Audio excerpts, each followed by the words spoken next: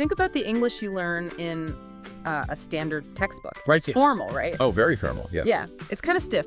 And, it is usually designed to prepare you for a boardroom or maybe a bank or a big university lecture. Exactly, the public world. Right. It teaches you how to be perfectly precise with a total stranger. But what happens when you step through your own front door?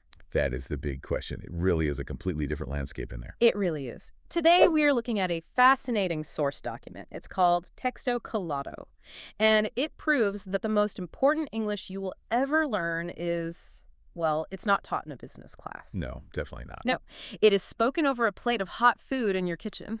It is entirely the private world. We are taking a deep dive into family conversations today. And, what is fascinating about this specific type of English is that it operates by its own set of rules. Right. Completely different rules. Yeah. It is casual. It is highly emotional. And it relies heavily on rhythm and connection rather than strict robotic grammar. Okay, let's unpack this. Because our mission today is to speak directly to you, the listener. Yes. Just you and us. Exactly. We know that learning a language can sometimes feel like, well, trying to climb a steep mountain with a very heavy backpack. No, it really can. It's exhausting. But we want you to take that backpack off today. Just set it down. We are going to look at the exact words, the daily expressions, and the specific pronunciation secrets that native speakers use inside their homes. That's right. And we're going to treat this like a calm, focused masterclass, just a safe space to learn. Yep. We are your guides today, and we are going to explore not just what these words are, but exactly how and why they work. Exactly. And there's a very specific reason our source document focuses on family conversations as the ultimate starting point for English learners. And what is that reason? Well, family conversations are repetitive. Inside a home, people say the exact same things, ask the same questions, and express the same needs every single day. That's so true. It's like a routine. Yes, a daily routine. And that daily repetition creates a predictable environment. And, when the environment is predictable, your brain stops panicking about what is going to happen next. Oh, wow. That makes so much sense. It just relaxes. Right. It relaxes and actually starts absorbing the language. It is the perfect low-stress laboratory for mastering English. That makes perfect sense. If you know you're going to talk about dinner every night at 6 o'clock, you do not have to guess what the vocabulary will be. No guessing required. All right. So let us begin at the very foundation of this environment. Before a family can talk about their day or their chores or their food, we have to look at the people themselves. The core members of the family. Exactly. Our source outlines the core vocabulary for family members. We are talking about mother, father, brother, sister. Parents, grandparents. Right. And children, cousin, husband, and wife. Now, on the surface, these are just basic dictionary words. But why do we start here? We start here because these words represent the most critical relationships in human existence. I mean, they are the roots of your daily life. The roots of a tree. Yes. Think of it exactly like that. The tree cannot grow without its roots. And your English cannot grow without these family words. I love that analogy. And if we look at the mechanics of these words, they're also some of the oldest words in the English language. They share incredible similarities with other languages around the world. Really? Like which ones? Well, take the word mother, for example, that M sound at the beginning. It is one of the very first sounds a human infant can physically make. Oh, because it's so easy for a baby. Exactly. It simply requires pressing the lips together and using the vocal cords. Mother. That is actually a great point to explore. When we pronounce mother, the mouth is very relaxed. It is not a sharp, difficult sound. No, it is very gentle. But I want to pause on the pronunciation of these core words for a second, because the source document emphasizes that mastering them builds tremendous confidence for a learner. Oh, absolutely. Confidence is key. Right, so let us look at the word father. A lot of beginners might look at that A and try to make it sharp, like the A in apple. Right, they might say father with a sharp sound. But it is actually much softer. The A in father is an open, relaxed vowel. Your jaw drops slightly. Father. Father. Exactly. And then we have that th sound in the middle of both mother and father. Yes. The infamous sound. It is a mechanical hurdle for a lot of learners, I know. You have to let your tongue rest just between your upper and lower teeth, and then push air through to create a soft vibration. It's sort of a buzz. Yes, a buzz. It is not a hard D sound. It is not mutter or fodder. It is a continuous flow of air. Let us encourage the listener to actually feel that mechanic right now. Now, please do. Yeah. Do not just listen to us. You, listening right now, take a moment, place your tongue just under your top front teeth, and let the air buzz. Mother. Mother. Father. Father. Feel that vibration. It is a physical sensation that you have to train your mouth to expect. That physical training is everything. You're building muscle memory. Right. And, it applies to the other words in this core group as well. Like brother and sister. Yes. Look at brother and sister. Brother shares that exact same vibrating "th" in the middle. Brother. Brother. Right. But sister requires a completely different airflow. Yeah. It is all about the S sound. The tongue stays behind the teeth and the air hisses. Sister. Sister. So one vibrates and the other hisses. Exactly. Now, I have a question about a word that sometimes trips people up. Cousin. Oh, yes, cousin. Our source document lists this under the Core Family Foundation. But visually, it looks like it should be pronounced cousin because of the OU. English spelling is notoriously tricky. It borrows from so many different historical periods. Yeah. But the modern pronunciation completely ignores that O. Really? It just ignores it. Yep. It is a short, blunt sound, cousin. Cousin. And the S actually behaves more like a Z in the middle. It buzzes. Cousin. Cousin. Okay, I want the listener to try that. Take a breath and say it out loud. Cousin. Very good. These small mechanical shifts are exactly what separate a beginner from someone who sounds comfortable and natural. That is so true. Think of these core family words as the absolute foundation of your English house. Once you can name the people in the room with confidence, you have the grounding necessary to actually talk to them. Yes. You know who you are talking to. Right, and that naturally leads us into the rhythm of the day. Every day, people leave the house, and every day, they come back. And that return is marked by two of the most important expressions in the entire English language. What are they? Well, our source document highlights the phrase, "I'm home," and the question, "How was your day?" These are the universal daily check-ins. The daily check-ins. Let's unpack "I'm home" first. Because on paper, it is two distinct words. I am contracted to I'm, and the word home. But the source has a very specific pronunciation tip here. It notes that native speakers do not say, I'm pause home. They push it all together. Yes, the source explicitly transcribes it as "I'm home," all one word. Now, here is where I want to push back a little bit, or, at least ask for some clarity. Okay, go ahead. Why do native speakers push the words together like that? Sometimes it is incredibly frustrating for beginners to listen to native speakers because it is so hard to hear where one word stops and another word starts. I completely understand that frustration. It just sounds like a wall of noise sometimes. Why not just pronounce the words clearly so everyone can understand? What's fascinating here is that the human mouth is essentially an engine, and it is always looking to conserve energy. Oh, so it's about being lazy. Sort of, yes. Yeah. When native speakers talk every day in a relaxed, intimate environment like a home, they do not want to stop the airflow. Stopping airflow requires muscular effort. I see. Think of it like a manual transmission in a car. If you start between I'm and home, you have to push the clutch in, stop the momentum, and start the engine's push all over again. That sounds exhausting when you put it like that. Right. But if you connect them, the M sound acts as a smooth gear shift. Your lips were already together for the M in I'm, so you just immediately open them right into the H sound of home without stopping the vibration in your throat. I'm home. Wow, that makes perfect sense. It is not that they are trying to be difficult. They are just taking the path of least physical resistance. Exactly. And this brings us to a mandatory, critical instruction for anyone learning the language. You really need to practice complete sentences to improve the rhythm of your speech. Practice complete sentences to improve the rhythm of your speech. So don't just practice individual words. Right. This is vital. If you only practice individual words, if you practice I'm 10 times, and then you practice home 10 times, you are training your brain to build brick walls between your words. You will sound robotic. Exactly. You will sound like a machine. You must practice the connected phrase as one single, fluid thought. Okay, listener, let's practice that. One fluid thought. Take a breath. I'm home. Beautiful. So when you walk through the door, you do not announce two separate words. You announce a single event. I'm home. And immediately after that announcement, the social contract of the family demands a response. It certainly does. That is where the question comes in. How was your day? This question is the glue of family life. It really is. But I want to look at how we answer it. Our source document gives us 4 highly specific, simple answers. What are they? It was good. It was busy. I'm tired. It was great. Now, my question is, why are these answers so short? Hmm. Short and sweet. Right.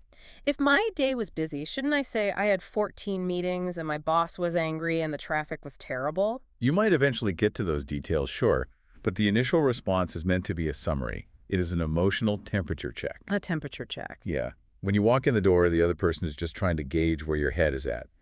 Was busy, immediately communicates, I am stressed, please give me a moment to relax. Oh, I see. And I'm tired communicates, I need comfort, not a complex conversation right now. So these simple phrases are actually doing a lot of heavy lifting. They're setting the terms of engagement for the rest of the evening. They absolutely are. Let's look at the pronunciation of busy. That is another word that looks strange on paper. It has a U, but we don't say busy. Right. The U transforms into a short I sound. Busy. Busy? And again, the S acts like a Z. Busy. It is a quick, sharp word which perfectly matches the feeling of having a busy day. Oh, that's interesting. Compare that to I'm tired. When someone says they are tired, the vowel in tired often gets stretched out. The voice drops in pitch. Like, I'm tired. Exactly. I'm tired. The physical way you say the word mirrors the emotional state you are describing. It is the music of the language matching the meaning of the words. I love that. And speaking of that evening rhythm, once we have checked in, the natural progression of a family's evening almost always moves toward one specific room. The heart of the home. Yes. We are talking about the kitchen and meals. Food is the great unifier. Our source document introduces the core vocabulary here. Breakfast, lunch, dinner, kitchen, table, food, drink, and snack. Let's do a quick mechanical check on some of these words because they are used constantly. Kitchen. It is a sharp, percussive word. It is. It relies on the K and the chi sounds. Kitchen. Kitchen. The tongue hits the roof of the mouth twice in very rapid succession. It is almost the phonetic opposite of a smooth, flowing word like mother. Kitchen. Yes, very sharp. And then we have the meals themselves. Breakfast. Ah, breakfast. Historically, this is literally breaking the fast from the night before, but we don't pronounce it breakfast. The second half of the word gets swallowed. Yes, it really does. The vowel in fast becomes what linguists call a schwa. It's very lazy, relaxed sound. Breakfast. Breast. The emphasis is entirely on the first syllable. This is a common pattern in English. We punch the first part of the word and let the second part trail off. Now, out of all this food vocabulary, the source document highlights one incredibly critical sentence. The dinner bell, so to speak. Exactly. It is the sentence that brings the whole family to the table. Dinner is ready. And the document makes a very specific point here. Oh, this is a great point. Yes, it explicitly tells the reader that native speakers say, dinner is ready. They do not say, dinner is prepared now. This is a phenomenal insight from the source, and it touches on something profound about how English works in private spaces. Let me play devil's advocate here for a second. Go for it. If I am learning English and I want to impress my family or my guests, shouldn't I use the word prepared? It sounds smarter. It proves I have a big vocabulary. Why is dinner is ready considered better while dinner is prepared now sounds wrong? If we connect this to the bigger picture of sociology, language is about matching the register of your environment. Register. What does that mean? Register is the level of formality you use. If you are in a high-end restaurant, the chef prepares your meal. The word prepare comes from Latin roots. It implies a methodical, scientific, or highly professional process. It sounds fancy. It does, but it is sterile. It is transactional. So using prepared creates distance between people. Exactly. It creates emotional distance. When you say dinner is prepared now to your husband or your children, you suddenly sound like a butler or a hotel employee in your own house. Oh, wow. I wouldn't want that. Right. You are using public professional language in a private, intimate space. It falls into the uncanny valley of language. It is perfectly grammatically correct, but it is socially bizarre. That is a brilliant way to explain it. Ready is an inherently warm, simple word. It just implies a state of being. I am ready. The food is ready.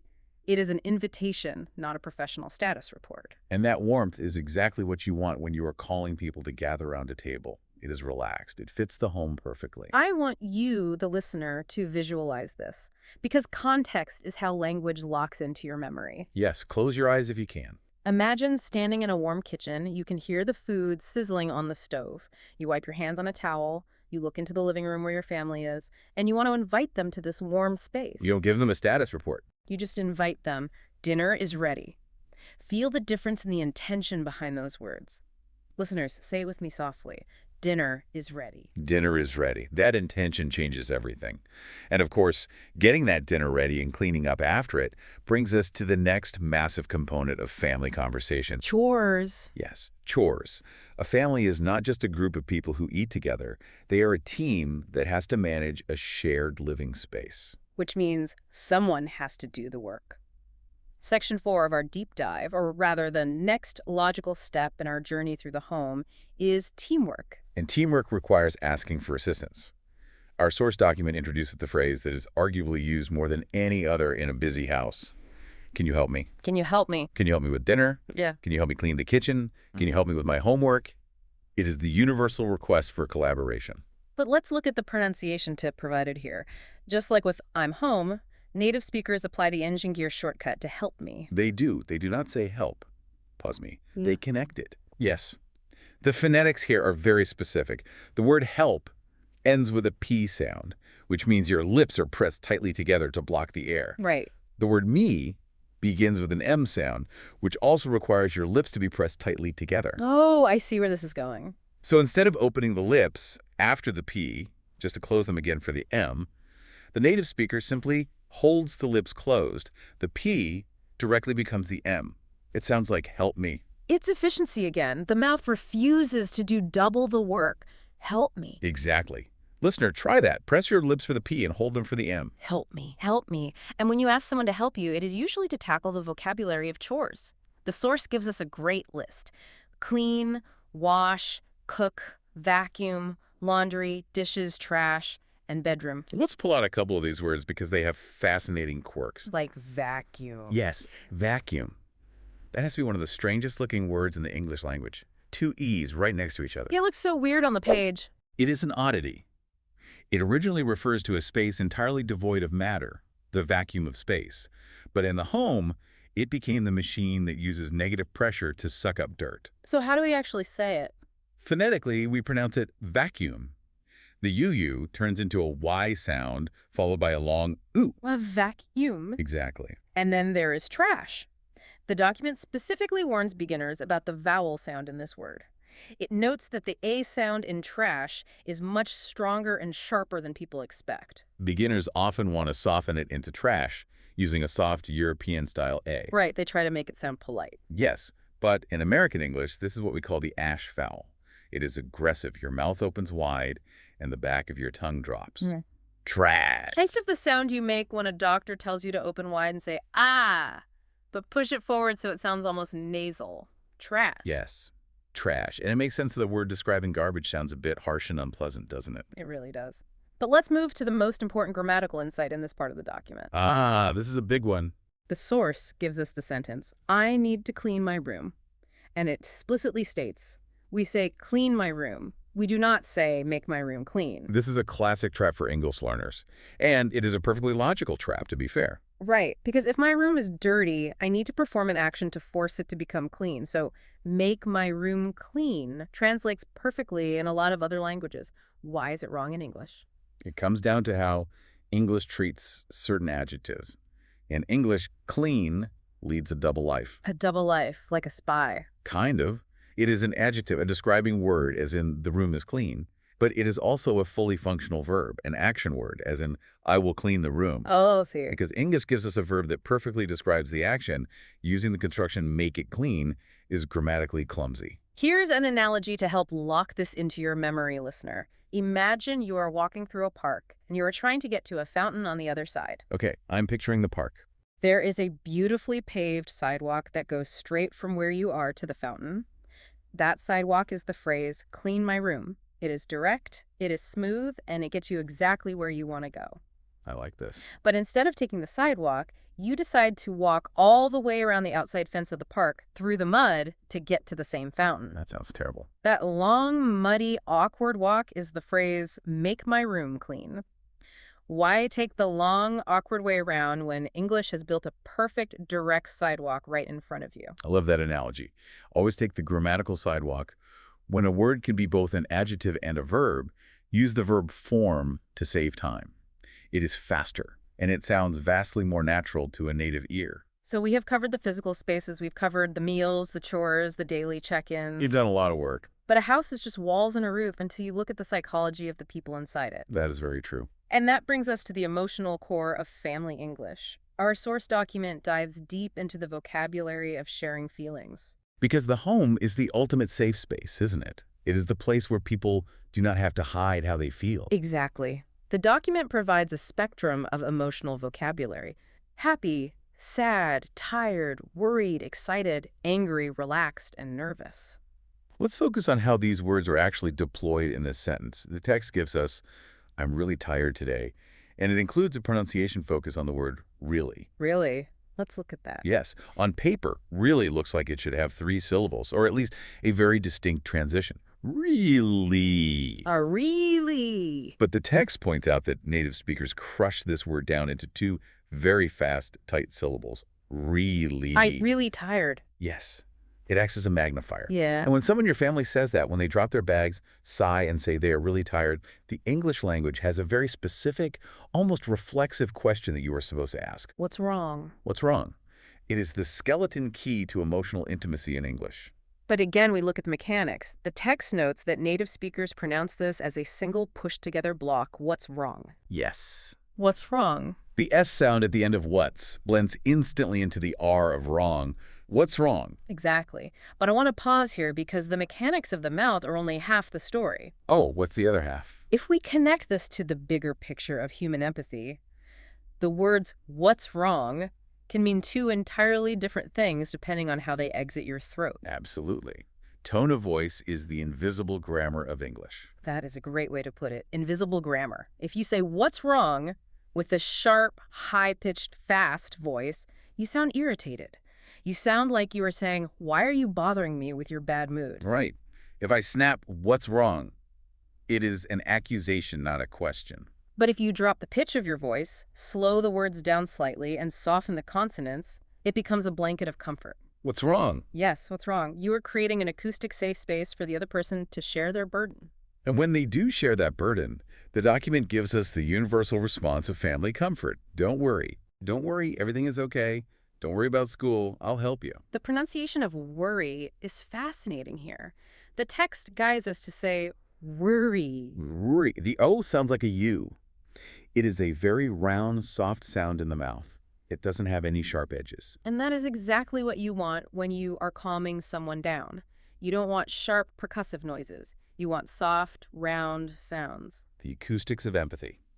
It is incredible how the physical shape of the word matches its emotional job. So we comfort each other, we survive the busy day, and then families look forward. They plan, they relax. Which brings us to the next major phase of our deep dive. Making plans, traveling, and relaxing together. A family is a logistical operation, isn't it? Well, completely. You have to know where everyone is going. The document provides several expressions that manage this scheduling. What are you doing tomorrow? We're visiting Grandma this weekend. I need to go to work. The kids are at school. These are the brass tacks of daily life. But there's a word that sits underneath all these schedules. It is a word that defines the family unit. And that word is together. The document points to sentences like, "We're having dinner together tonight," and "We traveled together." Let's look at the mechanics of together first. The pronunciation tip focuses on the syllables. Together. Together. And the vital part is that the sound again. Just like in mother and father, it is a soft, vibrating th. Your tongue must touch the bottom of your top teeth. Together. Listener, try it with us. Together. Perfect. Now, I want to dive into the first example sentence you mentioned. "We're having dinner together tonight." The source points out an incredibly subtle but vital rule here. Yes, what is the rule? It says we use the phrase "have dinner." We do not say "eat dinner together" in casual social situations. Oh, yes. Why, the distinction, isn't eating exactly what you were doing? This is one of my favorite linguistic nuances. Yes, eating is the biological function. Right. Eating is the mechanical action of putting food in your mouth, chewing it, and swallowing it to survive. A dog eats dinner. You eat dinner alone in your car when you are late for work. So eat is purely functional. Exactly. But having dinner is an event. It implies an experience that is shared. You have a conversation. You have a party. You have a good time. Oh, wow. I love this. When a family gathers around the table, The food is almost secondary to the social connection. So, in English, we elevate the meal from a biological function to a social event by using the verb have. We have dinner together. That is a profound insight. We ate dinner means the food is gone. We had dinner means we spent time with each other. Exactly. It's beautiful, really. Now, the document also mentions we traveled together. This is when the family leaves the house. And this triggers a very specific mandatory piece of advice for your learning journey. Yes. When we talk about travel, vocabulary, vacations, airports, hotels, we must encourage you, the student, to repeat travel phrases out loud. And just like we encourage you to repeat travel phrases out loud to prepare for a trip, you need to do that here with all your English practice. You have to encourage yourself to speak these specific phrases into the air, not just read them silently in a book. Why is that so crucial for travel specifically? Because travel is inherently high pressure. If you are standing at a customs desk in a foreign airport or trying to order a taxi in the rain, your heart rate is up. You are stressed. Yeah, nobody likes being lost in an airport. And when you are stressed, your brain drops the things it has only memorized conceptually. It relies entirely on muscle memory. Right, your body takes over. If your mouth has physically practiced saying, "Where is the baggage claim?" 100 times in your quiet living room, your mouth will know how to form those words even when your brain is panicked. You have to build the physical muscle memory before you need it. You cannot practice the emergency exit procedure during the emergency. Precisely. You practice it when everything is calm. That makes total sense. So encourage yourself to repeat those travel phrases out loud. But thankfully, families are not always traveling. Mostly, they're just relaxing at home. Yes, downtime. The document gives us the vocabulary of downtime. And this is the vocabulary of comfort. Television, sofa, movie, music, game, weekend, vacation. These words represent the reward at the end of the day. But here's where it gets really interesting. How do we suggest doing one of these relaxing activities? The document highlights a magical little word. The sentence is, let's watch a movie. Less. It is a contraction, right? A shortcut for the words, let us. But its function in casual English goes far beyond grammar. It is the ultimate word of shared intention. I always find it funny when beginners try to use the uncontracted version. Oh, yes. If I am sitting on the sofa and I turn to my brother and say, let us watch a movie, I sound like an ancient king making a decree to his subjects in a stone castle. It sounds incredibly archaic. In modern casual English, let us is almost exclusively reserved for religious prayers or highly dramatic literature. Yes, let us pray, not let us watch Netflix. Exactly. In the home, we use the shortcut. And it is so versatile. Let's eat, let's go, let's relax, let's talk later. It is not a command, which makes it friendly. It means, I have an idea, I want to do this thing, and I want you to be a part of it. It is an invitation wrapped in a suggestion. It creates instant teamwork. It is the linguistic equivalent of opening a door and holding out your hand. I like that image. And that concept of treating each other well, of being inviting rather than demanding, brings us perfectly to the final phase of our deep dive. Politeness and ending the day. Now, there is a misconception out there. Oh. What is it? Sometimes people think that manners and politeness are only for strangers. They think you use please and thank you at the bank or when you're talking to a police officer or buying coffee. But at home, because you're family, you can just grunt and point at things. Oh no, that is completely false. Our source document shows us that this is entirely false. I'm glad to hear that. In fact, one could argue that politeness is more important inside the home than outside of it. Being polite inside your home is how you continually show respect to the people you love the most, day after day. That is a beautiful way to think about it. The document gives us 4 excellent examples of this polite architecture. Could you pass me the water? Can you close the door? Please turn off the lights. Could you help your brother? Look at the framing of those requests. Could you, can you, and please. Now, I want to ask the obvious question. Okay. If I'm sitting next to my sister at the table and I want the water, why do I say, could you pass me the water? Instead of just saying, pass the water. She knows what I mean. The direct command is faster. Because pass the water is an imperative command. It is an order. Right. Orders imply a hierarchy. A general gives orders to his soldier. A boss gives orders to an employee. When you give an order, you are establishing that you are above the other person and they must comply. Oh, I see. But in a family, especially among adults or siblings, you are supposed to be equals. So using could you is a way of balancing the power dynamic. Precisely. Could you pass me the water? Acknowledges that the other person has agency. It acknowledges that they are doing you a favor, an act of grace, rather than simply obeying a command. It softens the interaction. It softens it. Yes. Politeness is the oil that keeps the complex machinery of a family running smoothly without grinding its gears. Without those little pleases and could yous, resentments build up very quickly. The oil in the machine. That is exactly what it is. And once those polite requests are made, once the television is turned off and the lights go out, the day finally comes to an end. It does. And just like there is a ritual for arriving home, there is a linguistic ritual for going to sleep. The document provides the classic sign-offs of the English home. Good night. Sleep well. Yeah. See you tomorrow. Sweet dreams. These phrases are almost like verbal blankets, and the source highlights one specific combination. Good night. Sleep well. Yes. I want us to look at the mechanics of this because it is not just what you say, it is how you say it. As the body winds down, the voice naturally lowers, the cadence slows down. It is an acoustic lullaby. You would never shout, sleep well, at the top of your lungs unless you were angry. No, that would be terrifying. It is meant to be spoken softly, allowing the vowel sounds to stretch out, mimicking the relaxation of the body. Good night. Sleep well. Good night. Sleep well. It is the ultimate transition from the waking world to rest. It really is. And as we discuss the end of the day, it is the perfect time to look at the summary and the final tip provided by our source document. We have covered a lot of ground today. We really have. We have journeyed from the roots of family names, through the kitchen, into the chores, through the emotional landscape, and finally into the quiet of the night. And the text synthesizes all of this into a very clear thesis. Family English is simple, it is repetitive, and it is deeply emotional. Yes. And that specific combination is exactly what makes it the single best foundational practice for anyone trying to master the language.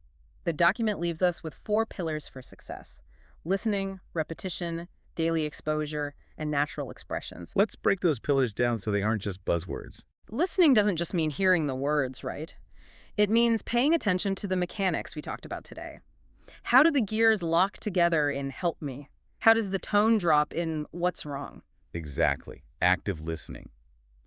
And repetition means physically moving your mouth. It means building that muscle memory so your brain doesn't have to panic when you're trying to speak. Daily exposure is the 3rd pillar, and honestly, this might be the most important. I agree completely. The document emphasizes doing a little bit every single day. Do not study an English grammar book for 6 hours on Sunday and then ignore the language from Monday to Saturday. That is a recipe for failure. Language is a living organism. It needs to be fed daily. 5 minutes a day of focused, engaged practice is vastly superior to a massive, stressful study session once a week. And the beauty of this specific topic family conversation is that this daily exposure is everywhere. You don't need a textbook. No, you don't. The text reminds us that these exact words and phrases appear constantly in every movie, every television sitcom, every podcast, and every YouTube vlog. Because every human being goes home, eats dinner, and goes to sleep. The material is completely surrounding you. The document concludes with a promise. The more you engage with these natural expressions, the more natural your own English will become. It is not magic. It is just the inevitable result of consistent exposure to the rhythm of the language. But all of this analysis, all of this linguistic mechanics and psychological insight, it all raises a very important question. This raises an important question indeed. A question specifically for you, our listener. We have given you the blueprint. We have explained the why and the how behind the words. But knowledge that stays in your headphones is ultimately useless. It has to come out. Yes. Knowledge only matters when it is applied to the real world. How will you use what you learned today? That is the real challenge. You have listened, you have understood the mechanics, and now it is time to act. So I want to leave you with a final provocative thought to mull over, a little assignment for your real life. I love homework. The very next time you walk through the front door of your home, whether that is in 5 minutes or tomorrow evening after work, what is the very first English sentence you will choose to deploy? Ooh, good question. Will you unlock the door, step inside, and confidently announce to the room, "I'm home"? Or will you find the first person you see, look them in the eye, and softly ask, "How was your day?" The choice of which phrase to use is entirely yours. But the actual practice, the physical act of moving your mouth and changing your relationship with the English language, starts today. You have taken a massive step today. You aren't just memorizing vocabulary anymore. You are understanding the heartbeat of the language. That's right. Keep exploring those mechanics, keep listening to the rhythm, and keep practicing. It has been an absolute pleasure to dive into this with you. Keep finding those daily moments of exposure, trust the process, and above all, take your time. There is no rush. Keep observing the world around you, keep asking why things work the way they do, and we will be right here waiting to unpack the next source document with you. Have a wonderful rest of your day and sleep well.